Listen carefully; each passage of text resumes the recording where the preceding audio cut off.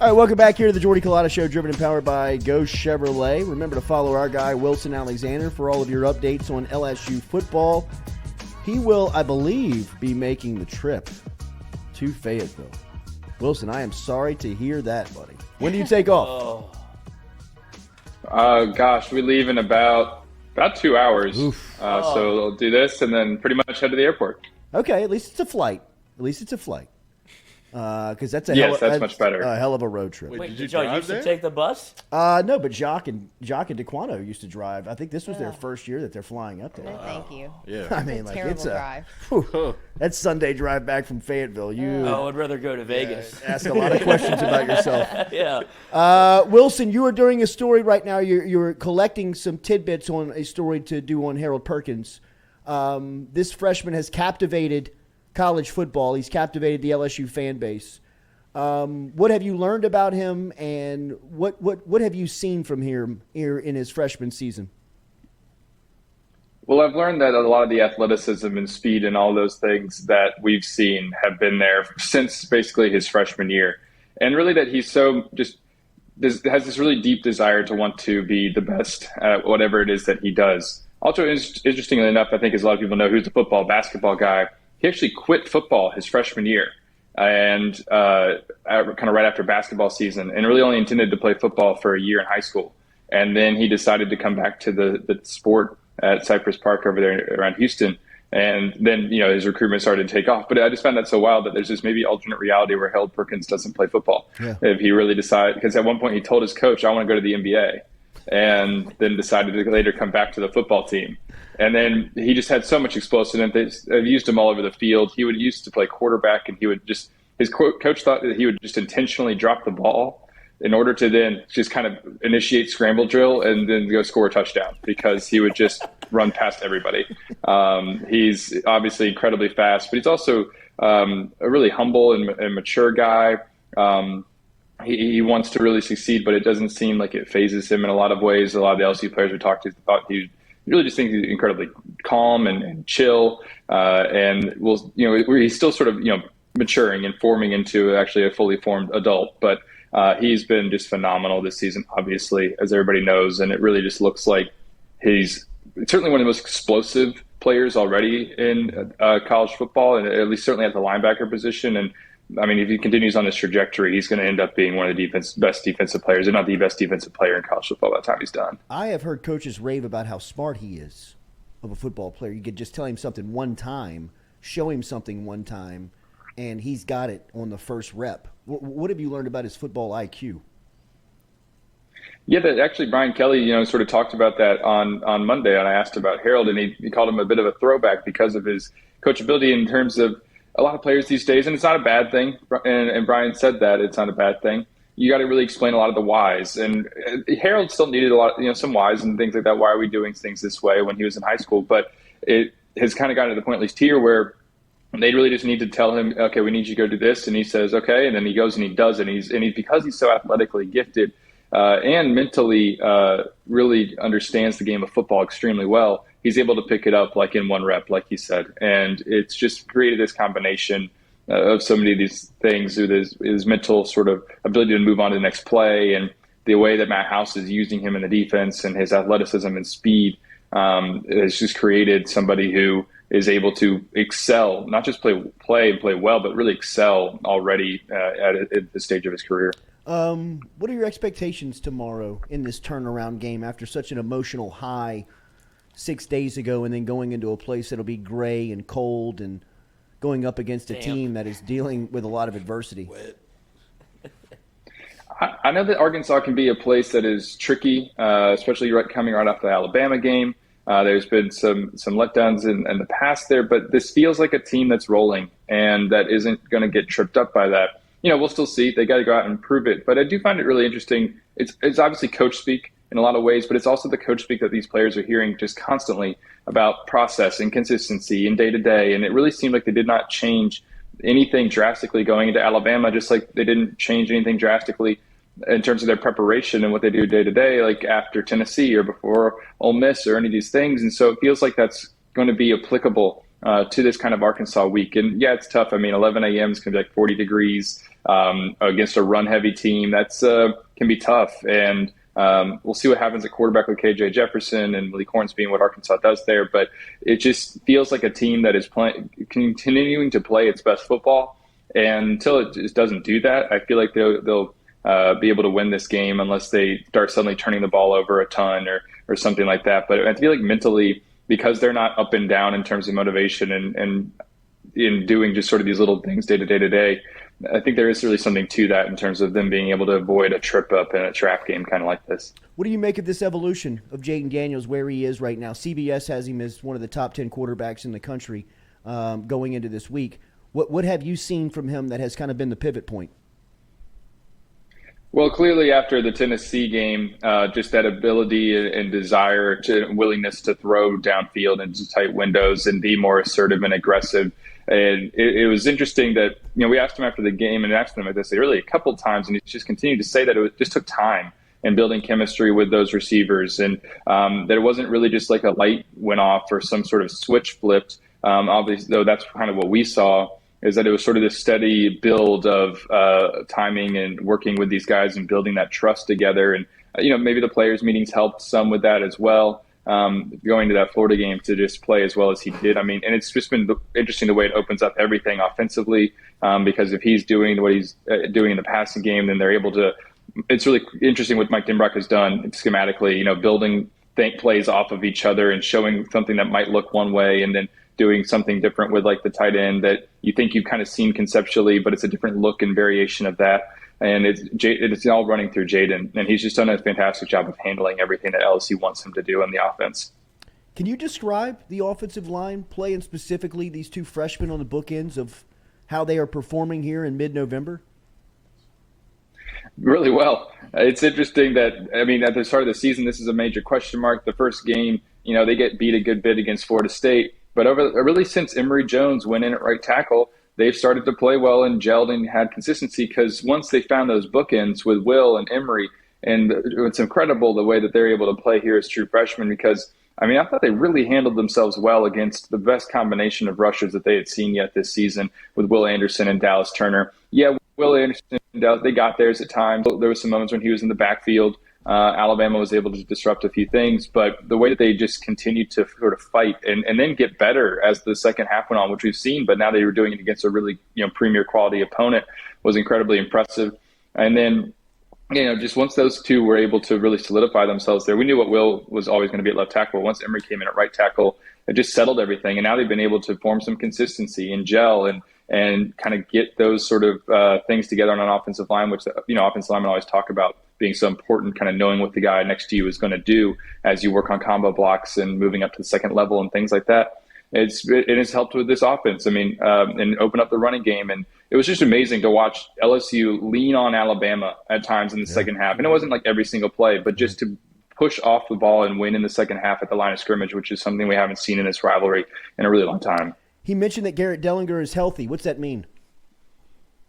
It means he'll fit back into the rotation. Brian Kelly has shown that he's going to work guys in slowly when they're coming off injuries. Armani Goodwin was this way. Even just last week, Major Burns played a good bit, but he was coming off the bench in a rotation at safety. The same thing with Garrett. He'll be in their rotation at some point at guard. And it also just creates competition. It's something dating back to the spring we heard constantly. They want competition at every position. And now you've got one of your best offensive linemen back in the mix, able to push Miles Frazier and Anthony Bradford and create a sort of a three-man rotation there, where also if somebody isn't playing consistently or giving up some bad reps, even if it's just in practice, they can kind of pull them off to the side and use that as a little bit of a motivational tool. The special teams has improved over the last couple of weeks. The kick out of bounds late didn't look good, but baby steps. What have you made of their improvement?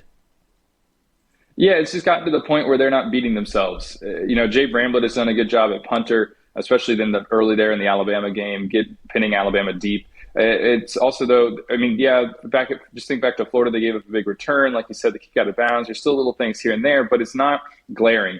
it's funny to be in Tiger Stadium the last 2 games and just listen to the crowd cheer whenever somebody just makes a fair catch. When Gregory Clayton just fair catches it and secures the ball, everyone is excited. And that's still kind of where the special teams unit it is. But because compared to where it was early in the season, that's a big step improvement.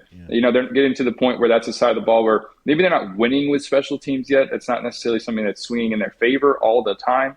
But also, because of the way Jay Bramblett kicked, Khalid McKinstry was the leading returner in the country, not just the AFC, the country, in terms of yards per return, with over 17 coming into that game. He was not able to return a punt. LSU special teams unit did a really good job of getting down there and covering him, and combined with Jay, giving them a good bit of hang time. And that was impressive to see, because it's getting to the point where the special teams at least isn't hurting them. And it's exactly what you want it to be, which is you don't have to think about it when you're in the course of a game. How impressive to you has Matt House's plan been week in, week out, where he doesn't have necessarily an identity on this defense? He can play you however he needs to stop you.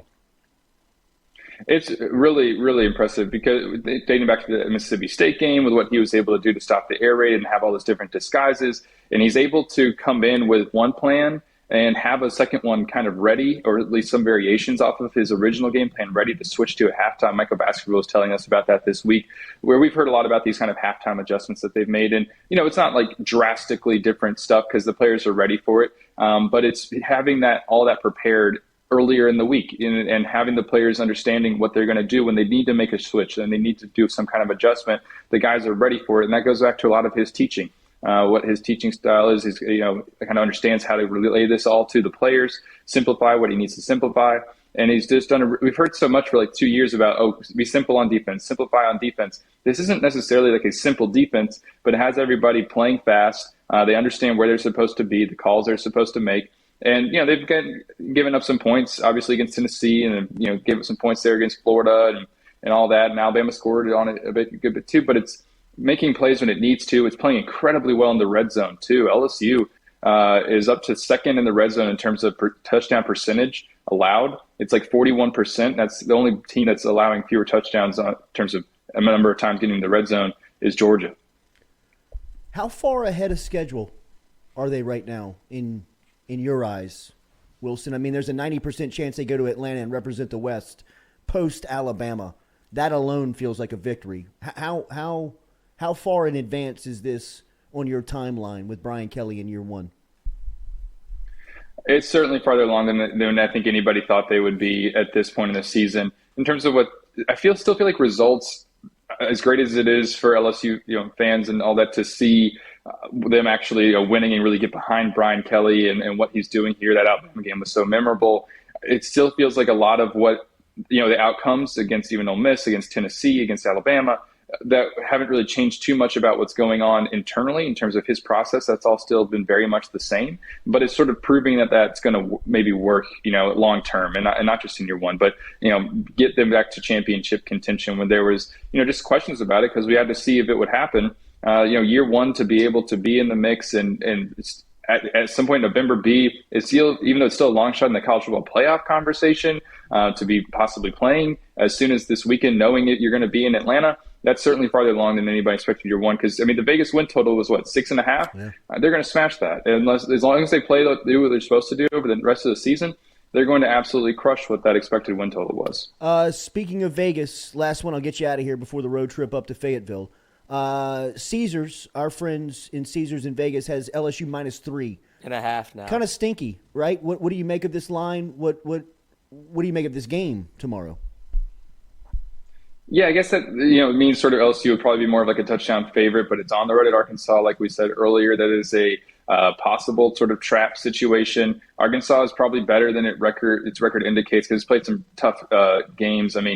Liberty is a ranked team that you still expect to beat Liberty at home, but that's a ranked team, and their quarterback was banged up. They've had Cincinnati, they've had BYU on the road, and then also parts of the SEC slate. This isn't the season that Arkansas expected to have, and certainly isn't going to meet those sort of preseason expectations, but it's still a tough team. And especially on the offensive side, needing to be able to stop the run.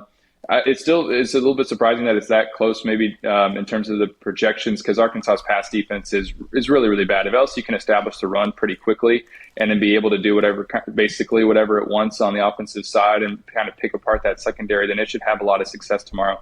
I would expect LSU to win the game based on what we've seen over the last few weeks out of this team. But, they got to go and do it. Obviously, like we said, that atmosphere can be a little bit sleepy at 11 a.m. when it's that cold.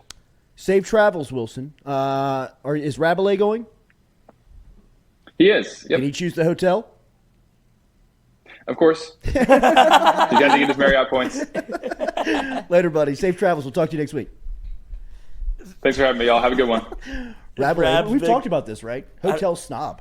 Is he? Yes. I feel like we've mentioned it, but what's I've been on SEC Media Day trips with him and Delinger when Delinger was working for the Advocate, and Rabelais moved hotel rooms 3 times, and on the third one moved hotels. Like moved 2 rooms, standard 1 of hotel. excellence is very high. The third room move was I'm out. Something was on the curtains in the first one. So he's like inspecting. He's got a black light? Wouldn't surprise me. Well, you're not going to find a good one anywhere. We did a whole Dateline episode on that with the black light. Changed me forever. Rabelais probably just You should send him the link. I call it a sparkfurter, not a comforter. What, do you bring your own?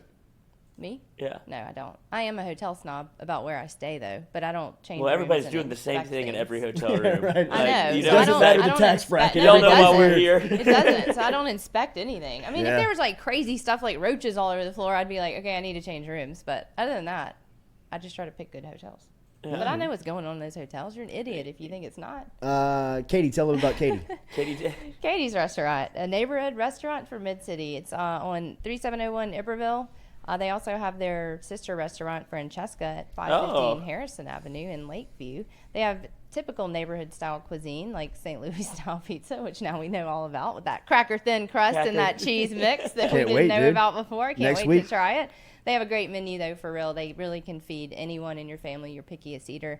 They've been all over the Food Network, Travel Channel. Check it out when you go to New Orleans next time. Katie's Restaurant in Francesca by Katie's.